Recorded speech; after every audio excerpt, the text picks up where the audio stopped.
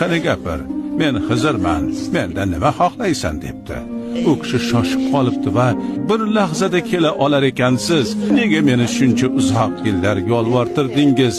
Tog'i toshlarga chiqib ketib devona bo'ldim debdi.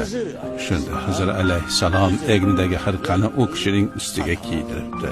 Bo'ldi, endi sen Xizr alayhissalomsan. Bozorga bordi, u yerdagi odamlarga ko'rinchi debdi.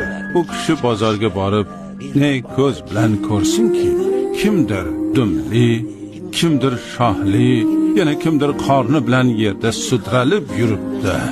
İlanlar, chayonlar, sirtlonlar, cho'chqalar, sichqonlar, kalamushlar, qurtlar, o'rgimchaklar, arslonlar, maymunlar o'rtadan g'ayb pardasi ko'tarilishi bilan hammaning siyratini, ma'nosini, ichki olamini ko'ra oldi. Zolimlar sirtlon shaklida, firibgar va ikki yuzlamachilar maymun shaklida, birovlarni tishlab diliga azor berganlarni esa it shaklida. Bu dunyoda suratimiz nima bo'lsa bo'lsin, siyratimiz bilan hashr qilinamiz. Ya marhaba.